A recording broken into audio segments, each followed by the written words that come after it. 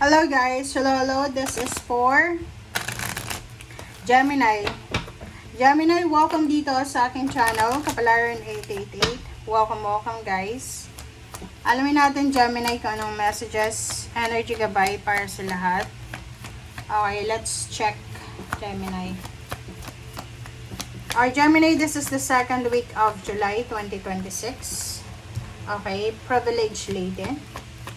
Second week of July. So, July 6 siya to 12. Wow! Gemini! Congratulations! Okay. Congrats! Bakit?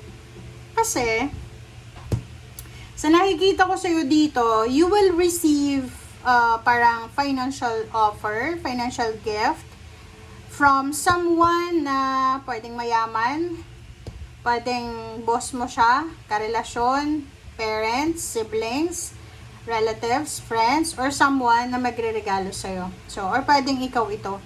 Pwedeng ikaw ay magre-regalo sa isang tao. So, please comment down below if you resonated. So, you will be receiving expected and unexpected gift from someone talaga na may pera.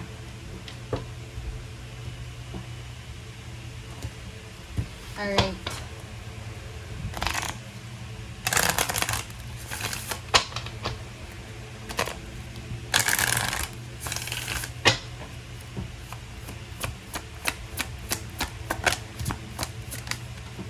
Okay, friendship.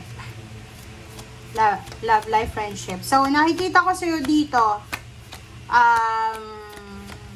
may possible na reconnection ng friendship, ng mga family na malayo na sa'yo. Yung parang wala ng communication. So, there's a parang renewal of relationship tayo dito.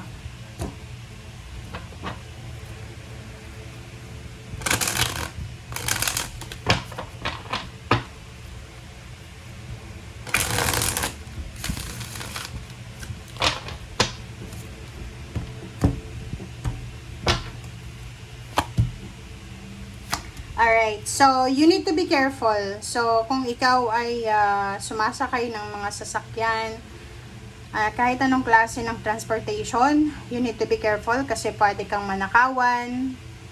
Kung bibili ka ng sasakyan sa linggong ito, about communication, cellphone, whatever man, be careful kasi there's a Mercury retrograde. So, posibleng may mga glitches sa electronics. Sa mga sasakyan, ganun din. So, kung halimbawa, magta-travel ka, bibili ka ng sasakyan, or plano mong mag-move, or mag-relocate, you need to be careful. Kasi yun na nga, pwede kang magkaroon ng mga problema. Alright, next is, Zero the Fool and Seven of Wands. So, dito sa barahang to, sinasabi ng baraha sa'yo na may mga possible good news coming para sa'yo. Okay? May mga possible good news na posibleng darating sa'yo, but be careful sa mga decision making nyo. Okay? Huwag magpadalos-dalos. Dahan-dahan lang. Kumaga, if hindi ka sure, Gemini, mag-research ka muna. Huwag magpadalos-dalos kasi yun yung problema sa Gemini, yung mabilis sila gumawa ng aksyon. Yun. So, sinasabi ng baraha sa'yo dito, magpahinga ka. Okay? Magpahinga ka this week, Gemini. Huwag masyadong mag-iisip sa mga nakaraan about your past, and huwag din masyadong mag-iisip para sa kinabukasan. So, you need to focus sa present situation. Okay? Huwag masyadong ma-pressure. Okay? Yun yung energy dito. Huwag masyadong ma-pressure para sa kung anong mangyayari bukas or kung ano yung nangyari sa nakaraan. Another is Wheel of Fortune and Temperance. So, kung nagmamadali ka, like for example, may mga Gemini na nagmamadali kayo na makuha kung ano yung mga plano nyo sa buhay. May ganun diba? Lahat naman tayo dumadaan sa ganyan.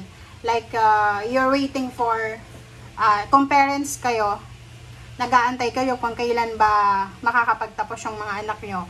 Another is kung ikaw naman ay nagtatrabaho sa ibang bansa. Tapos pagod na pagod ka na sa OFW. So, you're waiting kung kailan ka ba makakapag for good sa Pilipinas. Okay.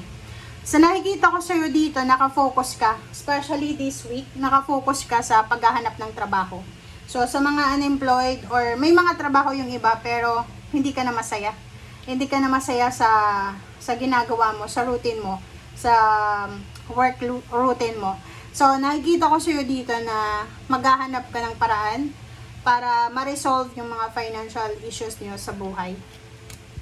Oh, bagong direction talaga to. So, yung iba, kung may trabaho kayo, possible na mag-re-resign kayo or you're planning na mag-resign. Pero bago kayo mag-resign, guys, maghanap muna kayo ng malilipatan nyo and dapat sure kayo na matatanggap kayo doon. And at the same time, wag ngayong linggo, okay? Wag kayong magre-resign ngayong linggo. Yun yung sinasabi ko sa readings eh. Wag kayong, especially yung mga Gemini, wag kayong magre-resign ngayong July. Okay? July talaga guys. July, August. Kasi pag August, eclipses yon. So, ganun din, aggressive yung energy mo and posibleng mali na naman yung energy mo. And pagdating ng September, maghuhurumantado ka kasi magagalit ka kasi sisisihin mo yung sarili mo. So, ngayong 2 buwan na to, stay put ka muna. Okay, yung nasaan ka man sa ngayon. Okay? Alright, so dito naman sa 2 of Pentacles tsaka Page of Cups, sinasabi ng bara sa'yo dito na isang water sign, Pisces, Scorpion, Cancer, ang posibleng makakatulong sa'yo, lalo na kung tungkol ito sa pera, or tungkol ito sa emotions, or tungkol ito sa mga physical or sa health issues, ganyan.